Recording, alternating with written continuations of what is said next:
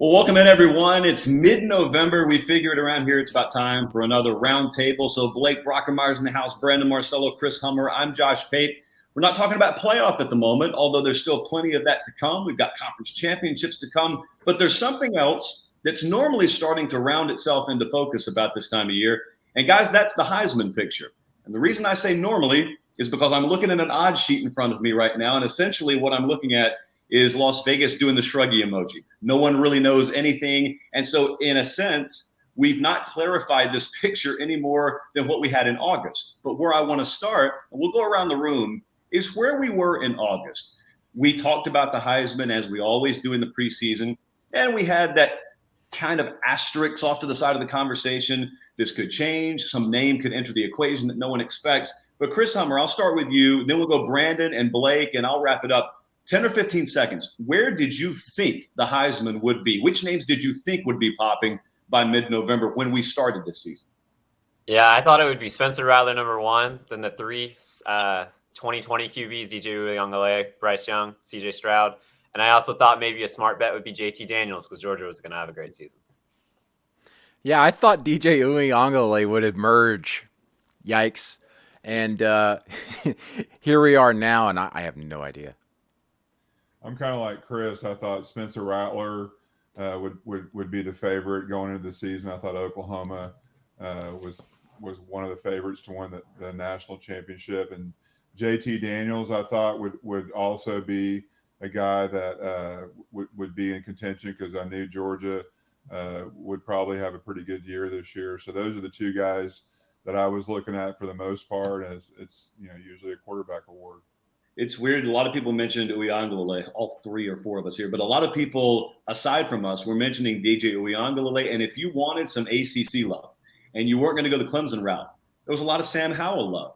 And neither of those names are really heavily in the mix at the top of the board right now. And the thing about it is they haven't lost their odds due to season-ending injury. It just hasn't happened for them. For that matter, Clemson and North Carolina haven't lost their spot because of season-ending injury at quarterback. It just hasn't happened for them. So right before we started recording, I had our crack producer, Lance, look up what the current odds are. And it's as you would expect. It hasn't really changed all that much over the last few weeks. We've got Bryce Young at around plus 180. We got CJ Stroud, Ohio State quarterback, there at plus 240. Kenneth Walker, the Michigan State tailback, got a big opportunity in the horseshoe this weekend. He's at plus 280. And I think it's important to note, to get this late in the season and to have those three names there at all under plus 300 odds, again, to tee it up is essentially Vegas saying, if you think you know something more than we know, go for it. There really is no preemptive favorite right now. So I'm going to start with you, Blake, and then we'll go Brandon, and we'll go Chris. What are you looking for, and which name do you have your eye on over these last 2 or 3 weeks of this season? Well, I think the most important thing from here on out is you got to win. I mean, whoever wins the Heisman is going to be on a winning team. They're going to go, probably be a playoff team unless someone just goes. I mean, if Kenneth Walker can just career it against Ohio State, which he might, and they can get to the Big Ten championship game and do well, like I think he's got a legit chance. But I think Bryce Young's the name that I've had all along since probably midseason.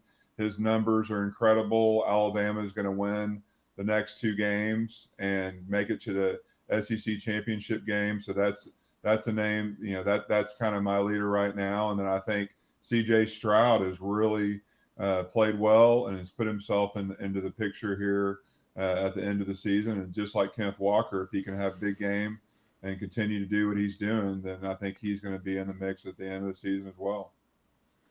I think we're in a situation where competition and level of competition matters because we have no idea really who should be number one right now. And Bryce Young is number one on that list right now.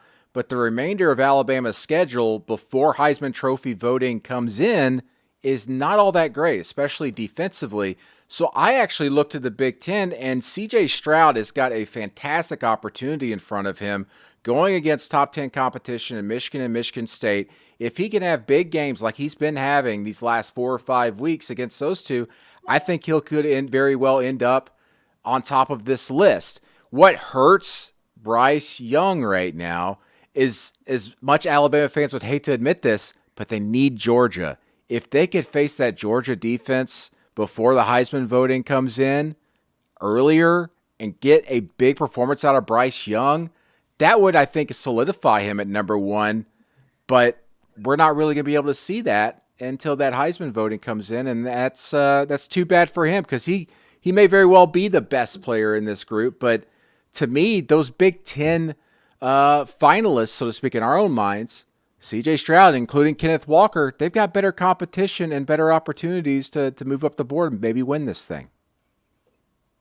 Yeah, when I think about the Heisman, I think about narrative. It is a narrative award. It always has been. It's stats and it's narrative. And down the stretch, C.J. Stroud has the best opportunity. He's got Michigan State this weekend, Michigan the following week, and then probably Wisconsin or Iowa in the Big Ten championship game. That is 3 opportunities against 3 top 25 teams, 3 opportunities against good to great defenses, and 3 opportunities for Stroud to make a statement on the biggest stage. And I think Ohio State, given the talent disparity that it will have against all 3 of those teams, has the best shot. But I do agree with Brandon. If Bryce Young gets to the SEC championship game and has a great performance against Georgia, given the narrative surrounding that Georgia defense, I think there's an excellent chance for Bryce Young to vault to the top of those standings. Kenneth Walker, I'm a little more hesitant on. I think he's very deserving of the award, but I feel like Michigan State is going to take a loss this weekend and miss out on the Big Ten championship game.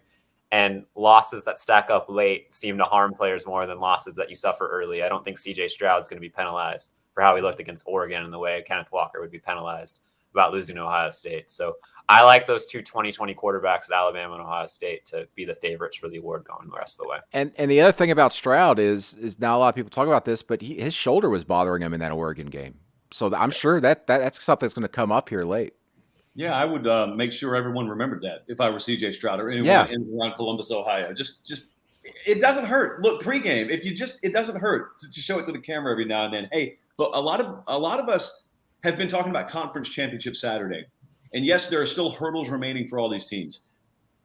Do you think, strictly in terms of the context of the Heisman Trophy, this could be the most consequential Conference Championship weekend that we've seen in a while? Because we're talking about Kenneth Walker and his biggest hurdle being Saturday. But for C.J. Stroud, you are talking about him having to break the tape at the Big Ten finish line. Bryce Young, you're talking about him having to break the tape against the best defense in the country in all likelihood at the Big Ten or at the SEC finish line. Think about, just in the Heisman conversation, how volatile we could see the picture as we wake up that Saturday morning. And I'll ask you this to start, Brandon Marcello. Could that mean that we have a record amount of votes that are still out there, as opposed to a lot of people having already cast it before that Saturday? That's what worries me. That's why I brought that up about competition when I mentioned Georgia for Alabama. Historically, a lot of people, especially the old timers, they like to cast those votes before championship weekend, and that would concern me big time for Bryce Young, not C.J. Stroud, because C.J. Stroud's got these bigger games earlier. Bryce Young, so what if you beat Arkansas, put up big numbers? So what if you beat Auburn, probably a 5-loss team after you get done with them? The thing with C.J. Stroud is he's going to have that cash kind of in the bank for him going into championship weekend potentially. And how many ballots are going to be filed before championship weekend? I am with you, Josh, there. I think that we're going to see an opportunity here where there's going to be a lot of ballots still being held back until after the championship weekend. But there's still going to be some of those people that just go, I'm going to fill this out. Okay. All right. And then it's still 7-8 days before, championship week. Ballots aren't due till the 20th, are they? So that's like a week or 2 after the SEC championship game?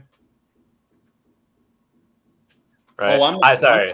I'm not talking about due date. I'm talking about Peapod doing exactly what Brandon Marcello just said, regardless of what the due date is. I think voting starts the 29th. I'd have to look that up, but I think voting starts the 29th. That's when anybody who puts in their ballot like 4 days before championship weekend just to get it done needs to have their vote taken away.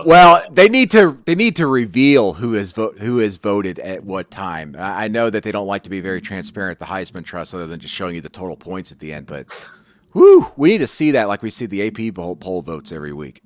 So, Blake Brockermeyer, back to the Conference Championship Saturday question, and I'll also toss this in. We'll go around the board here with this too, but I'll start with you, Blake. So we're talking about these usual names and how big that Saturday could be. But we've also got a couple of defensive names way out on the periphery. Their orbits well away from this conversation at the moment.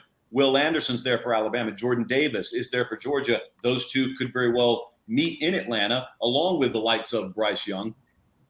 Do you think that that conversation changes, or one or both of those names get inserted more into the equation to where maybe we're not just talking about quarterbacks that Saturday in Indianapolis and Atlanta, respectively? Maybe we're talking about, well, what could Jordan Davis do to Bryce Young? What could Will Anderson do in this game for Alabama? Well, Will Anderson's got the biggest, upside to make huge plays. I mean, he's all over the field on most of their snaps on defense, and has been all year. He's got 12.5 sacks for the year, and I think he's got 23 TFLs for the season. So he's got a chance. I mean, Davis is a great player and does a lot of the dirty work for Georgia. Dean's the guy for Georgia that is to me their best defensive player, as far as that's going to have a lot of stats.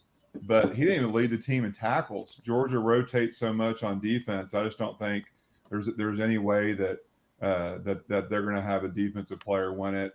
Where they're going to win it is they're going to win it on draft day, because those guys are all going to be first round picks. Will Anderson will be the first pick in the 2023 draft. So they might not win a Heisman, but they'll win on draft day, which I think I'd rather win on draft day than win a Heisman Trophy. The weird thing about Will Anderson right now is I believe Alabama has him with 23 tackles for loss, but the NCAA has him with 19. Alabama needs to get with the NCAA and pump those numbers up, man. That's interesting. That's very interesting. So that's something to dive into for you. Hey, 500 words for you this afternoon, Chris Hummer. Tailor-made, baby. Just roll with it. I know. Can I make a quick Will Anderson argument based off that 23 number real quick? Yeah. So the single season NCAA record for tackles for loss, I believe, is 32. So Will Anderson conceivably in the next 3 weeks could break that record before the end of the regular season, at least the SEC championship game. So if Will Anderson's sitting there when Heisman Trophy ballots are due with 32 tackles for loss, the single season record, are you going to tell me in this year when everything is wide open that Will Anderson's not a legitimate candidate for that award? Obviously, Alabama and the NCAA need to talk. They need to get those numbers settled. But if Will Anderson sets that record, it comes close to setting that record pre-playoff or pre-bowl, Will Anderson has as good an argument as anybody, and he is clearly, in my opinion, the most dominant defensive player in college football. And I think in a year that this open, Will Anderson deserves to be in that conversation. Absolutely. Absolutely. Here's the thing, though, and I hate people just look at stats, but that's the Heisman vote. I mean, there's hundreds of people voting for it. But listen, Derek Thomas back in 1988 for Bama had a record season. He had 27 sacks. Finished 10th in the Heisman voting. Will Anderson, those tackles for loss are sexy to us, but people are probably going to look at sacks. He's got 12.5 sacks. I mean, I do think Anderson should be in New York City by far, but that's something to keep an eye on when these voters get those ballots. I mean, Blake, you played offensive line, man. Like, sacks aren't everything, right? Like, pressure matters just as much, and Will Anderson provides more pressure than anybody in college football. Yeah, I think he leads the country in pressures by a lot as well. I mean, he's an incredible player. What's crazy is he'll even get better next year. I mean, he doesn't have a wide variety of pass rush moves. He basically wins on his get off and his effort, and he is an incredible player. But he's not going to win the Heisman, I don't think. And next year's Heisman group is filled with incredible young skill guys. So he's not going to win it next year either. So, but like I said, he's going to win on draft day, which is a big deal. It's interesting that also earlier this year, when Alabama was having mixed results on the field, and that hasn't subsided. I mean, there's still a little volatility in what to expect from Alabama week to week. Usually, when things go bad, in the rare occasion they go bad for Alabama, following Monday, you'll get a lot of junior and senior veteran leadership in front of the microphone, and they'll own it. Well, that has been Will Anderson, a true sophomore for Alabama. And that's been the voice in that locker room. That's been the guy that you look to as the closest embodiment and personification of what you expect Nick Saban to be. If he's put in a 19 or 20-year-old body, I don't know that voters care about that. I'm telling you, I would care about it if I was a voter, judging by what the spirit of the award is supposed to be. So a lot of Will Anderson love, obviously. Outside of the names that we've mentioned, and it's pretty exhaustive, we're looking at names like Matt Corral sitting at, for instance, plus 700. So Brandon Marcello, the last time we were on a roundtable, I'm going to paraphrase you. You can quote yourself directly since you're you. You said something along the lines of Matt Corral, kind of the Steph Curry of college football. And I would argue, is this award not totally just tailor-made for a Steph Curry of college football? Yes, sure. But we still have to consider who did you beat. And their best victory right now is Texas A&M, and Texas A&M is not a top 10 team. I think that's clear right now, even though they beat Alabama. And so you're not competing for a championship. You've lost a couple of games. You're probably going to end up having 3 losses or more. I mean, you're going to have more losses than that. And I just don't think you can put Matt Corral in that conversation among the top 2. Will he be in New York City? Maybe, possibly. I mean, this thing's wide open. We all know that. We've discussed that over and over again. But no, Matt Corral is not the embodiment of a Heisman winner. Just putting up big stats right now, that's not all that it takes. And he's suffered some big losses. No really fault of his own. That defense hurts, but in the big picture, it's not what you want to see out of a Heisman candidate. Can I make a quick case for Matt Corral? Yeah, go for it. I don't think I'd have him first in my Heisman Trophy ballot, but week to week, offensively, I do not come away more impressed than anybody but Matt Corral. He is that offense for them. Ole Miss has been banged up at nearly every position offensively. He has been asked to run the ball. Matt Corral has been hurt throughout the season, and his numbers the last 4 weeks wouldn't impress you the way he was early in the season. But he just keeps finding a way to help Ole Miss win, and everything in that system is on Matt Corral.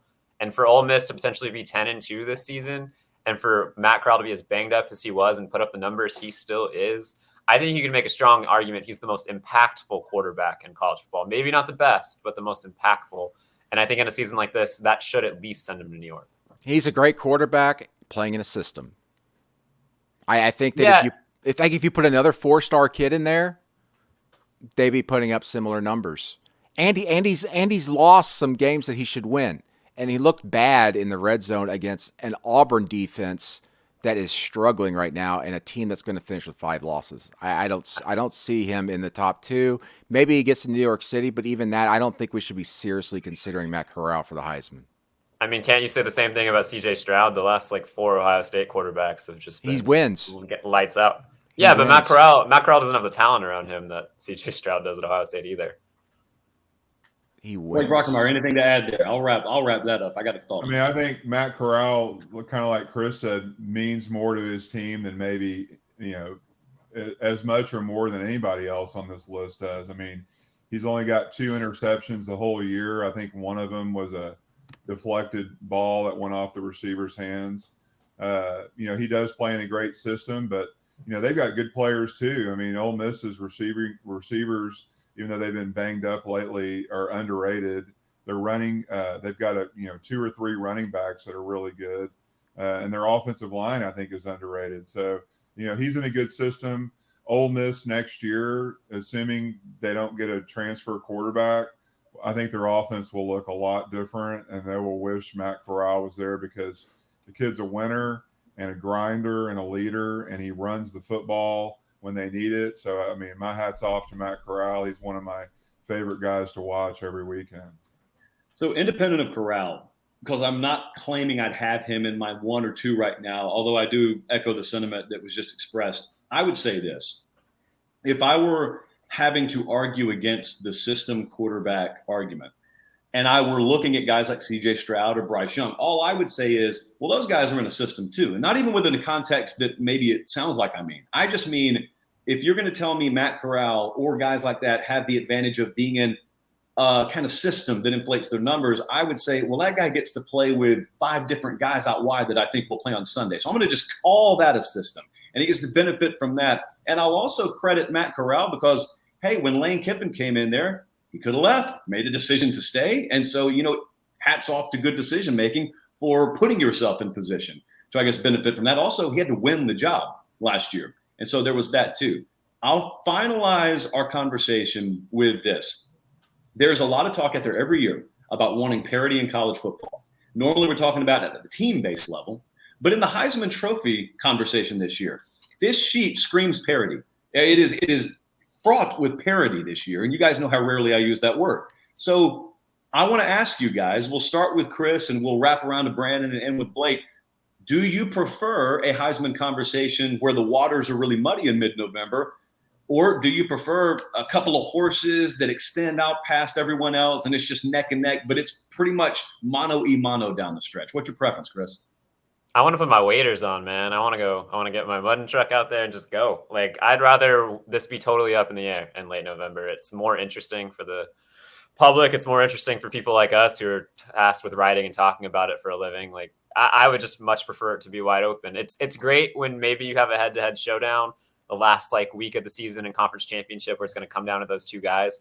But I love the fact that we haven't even mentioned Kenny Pickett. I love the fact that we have to talk about Kenny Pickett in mid-November and that Pitt football team in the context of the Heisman race. That just does not happen most years. And I think it's really enjoyable.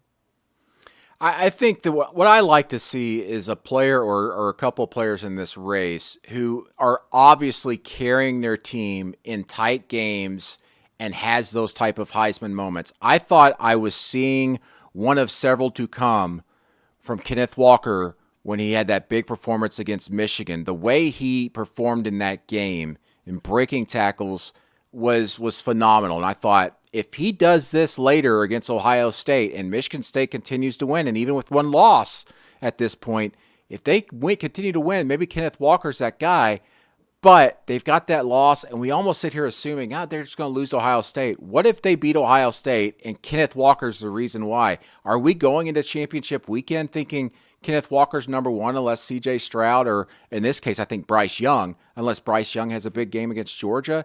I think that's very possible. This week is very big for those Big Ten players that we've been talking about, Bryce Young and C.J. Stroud.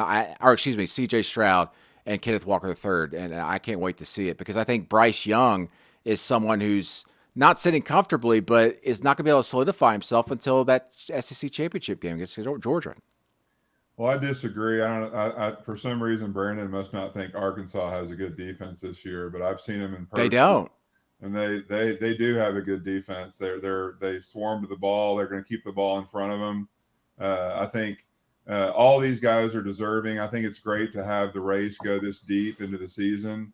I think Georgia, if they didn't rotate their players so much on offense, I think that there would be a shoe-in at Georgia to win it this year, just because they're far and away the best team in the country. But they've got so many good players and they rotate so much. I think no one's really been able to stand out statistically, just because, and two, they've had to lead in so many games early that they just play a lot of backup. So I think it's going to go down to the wire. I think, one of these, 2 or 3 guys is going to solidify themselves as the best. And I think, the cream will rise to the crop, and it will be fun to see what happens, because I think there's still a lot of chaos to ensue in the next few weeks in college football. Just one of many potential scenarios that could unfold. Kenneth Walker and Michigan State. If they were to beat Ohio State Saturday, A, it would probably be in large part because of him. B, therefore, it would thrust him to the top of the conversation again. C, it would likely come at the expense of C.J. Stroud. And D, we could put ourselves in a position where maybe a couple of weeks later, if Bryce Young and Alabama were to lose, you've had people subconsciously in their minds cross off C.J. Stroud, cross off Bryce Young. And then all of a sudden, where are we at? We're at a place maybe in Conference Championship Saturday that's even muddier than where we sit in mid-November. So, yes, it's going to be Thanksgiving. It's going to be Conference Championship weekend. We got a lot of parity in the Heisman race. I'm sure we'll be talking about this a lot down the stretch. As always, you can keep it locked on 247sports.com, where copious amounts of words will be dedicated to the Heisman Trophy race as December approaches. For Blake Brockermeyer, Brandon Marcello, and Chris Hummer, I'm Josh Pate. Thanks as always for checking it out. Leave a subscription while you're here. Thanks, guys.